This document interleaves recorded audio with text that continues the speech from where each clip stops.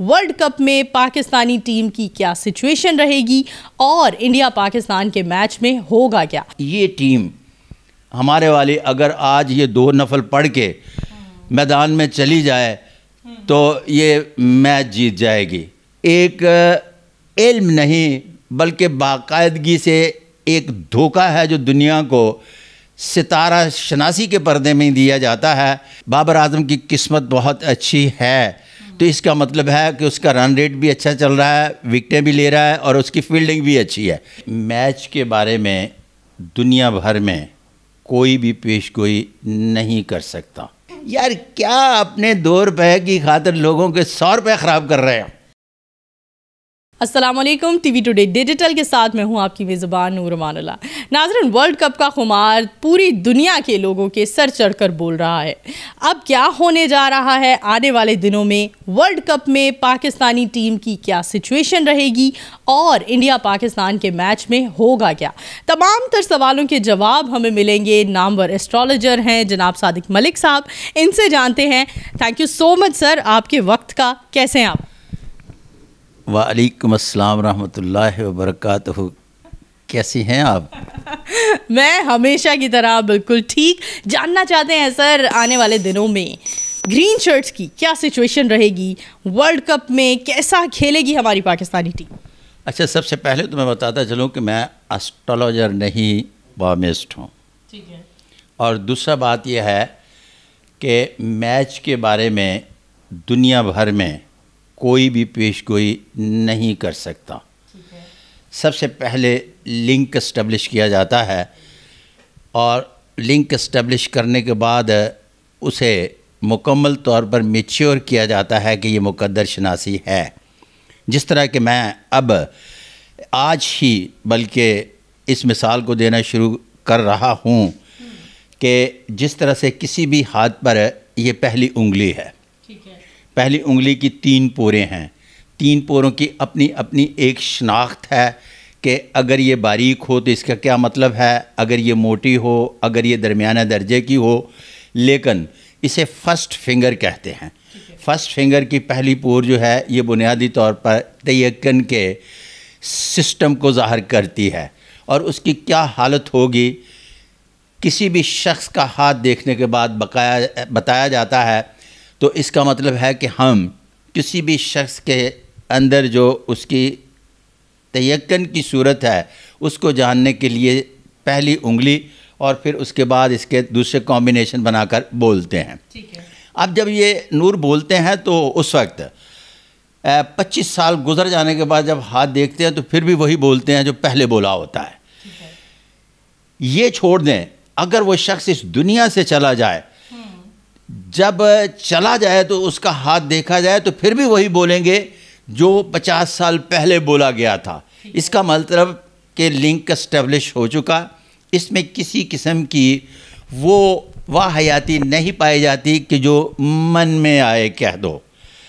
बुनियादी तौर पर क्रिकेट के ना तो हाथ होते हैं और जहाँ तक रही सियारगान की बात तो वो मैं पहले लिंक एस्टेब्लिश कर चुका हूँ पूरी दुनिया में कि date of birth, place of birth और टाइम ऑफ बर्थ किसी को भी देते हैं तो वो बताए कि ये कौन है। इसका जवाब आज तक नहीं आया तो ये मेरा लिंक एस्टेब्लिश हो चुका। अब मेरा अगला लिंक ये है कि आप देखें कि वसी शाह एक प्रोग्राम करते हैं क्रिकेट में, वो बुलाते हैं टैरो कार्ड रीडर को भी, फिर उसके बाद एस्ट्रोलॉजर को भी, फिर इल्म अदाद के माहिर को भी। अच्छा, ये एस्ट्रोलॉजर के जितने भी सब कैटेगरीज़ हैं ना, वो भी सारी इल्मुल हरूफ, ये वो अलफ नून दाल बे और नगीने शगीने सारे इसके नीचे ही आते हैं। अब जो एंकर होता है ना वसी शाह, वो भी बताता है कि फ़लाँ टीम कल जीतेगी। आप के लिए ये हैरान कुन बात होगी कि वसी शाह के 17 नंबर थे तो जो सबसे बड़ा फ़न खान माहिर इल्म नजूम था उसके 13। अब अंदाज़ा करें, एक और ARY ने शो शुरू किया बदामी ने, तो मैंने बड़ी इधर जितनी क्लास ली जा सकती थी सोशल मीडिया पे ली। उन्होंने बंदरों के साथ इनको बिठाया, शेरों के साथ इनको बिठाया, पता नहीं किस किस जानवर के साथ बिठाकर फिर भी ये उनसे हार गए। ठीक है। इसका मतलब है कि ये एक इल्म नहीं बल्कि बाकायदगी से एक धोखा है जो दुनिया को सितारा शनासी के पर्दे में दिया जाता है।